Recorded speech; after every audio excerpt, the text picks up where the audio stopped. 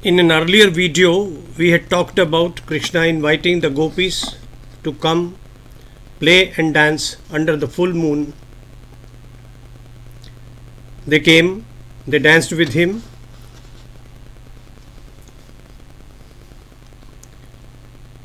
Putting on a Vaijayanti Mala, a garland of wildflowers, Krishna, the master of this herd of gopis, played with them as never before. They sang songs about his deeds. He responded and sang songs in appreciation of their devotion and charms.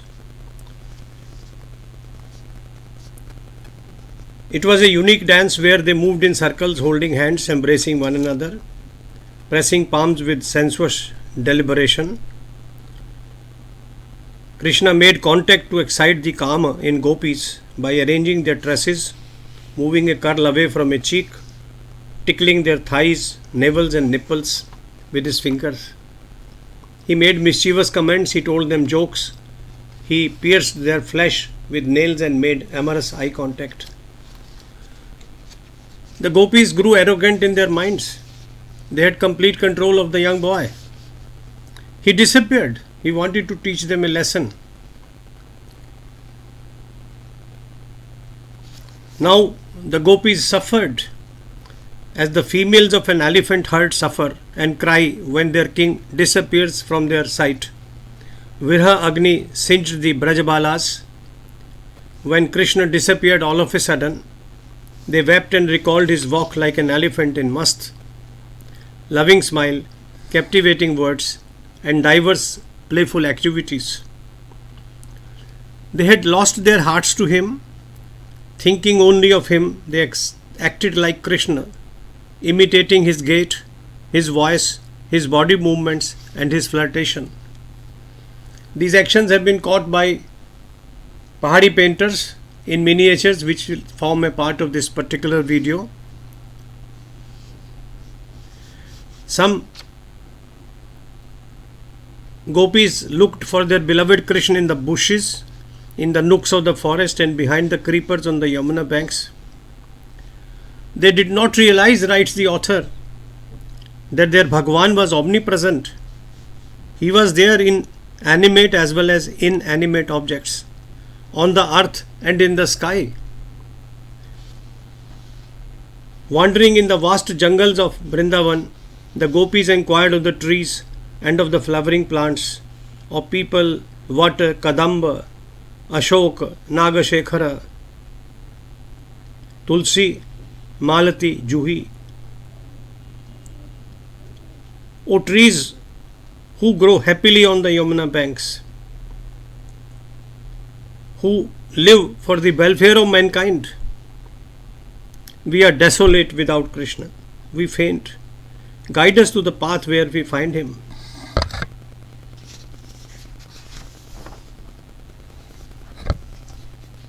O Prithvi, they address the earth.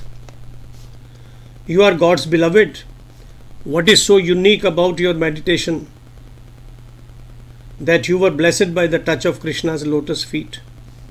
How is it that you are overjoyed, a joy that you express by sprouting emerald green grass and wild creepers bending with bouquets of flowers? Are you happy because he danced on you in your company?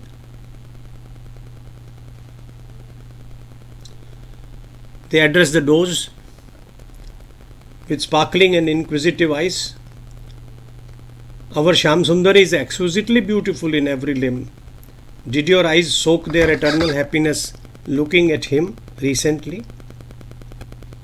We can smell the scent of his body here. They address the trees standing tall and majestic.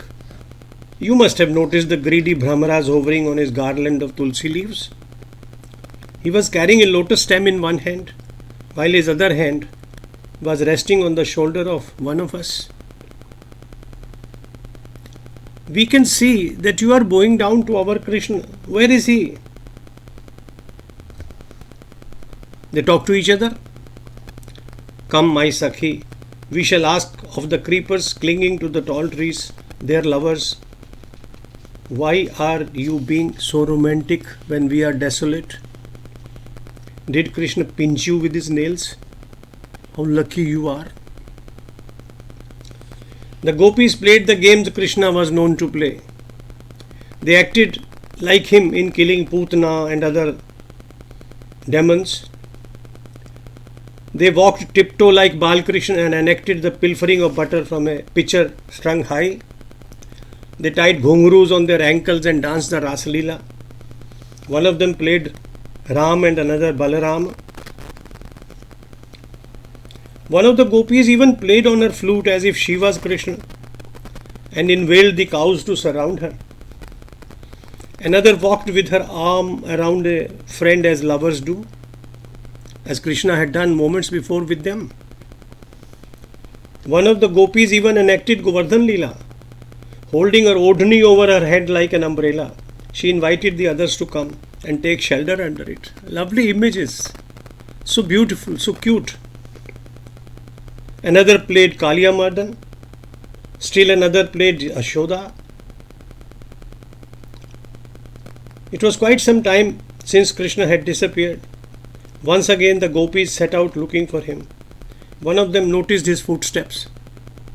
She remarked for certain, "These are the footmarks of the most generous Nandana, because I can see the imprint of a flag, a lotus, a mace, barley sheaves and a goad. These are basically Vishnu's imprints." Following these footmarks, the gopis advanced, and then they noticed the footprints of a woman alongside those of Krishna. This made them envious. They were quite agitated. She's lucky. She has the privilege of walking with an arm on our beloved's shoulder. She must be his favorite, for whose sake he has deserted us. This continued for some time. He has taken her down in order to pluck flowers of her tresses.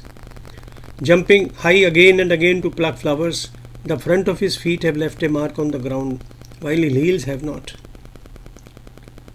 Then he has arranged her tresses sitting on the ground. We can see the evidence. The gopis searched for Krishna wherever the moonlight could help them. All through their consciousness was submerged in Krishna. Forgetting all else, they awaited the return of Krishna. They hoped that he would return sooner than later. Lost in his thoughts, they returned to the Yamuna sands and started narrating to each other Krishna's exploits. More in a later video. Jai Sri Krishna. Jai Sri Krishna. Jai Sri Krishna.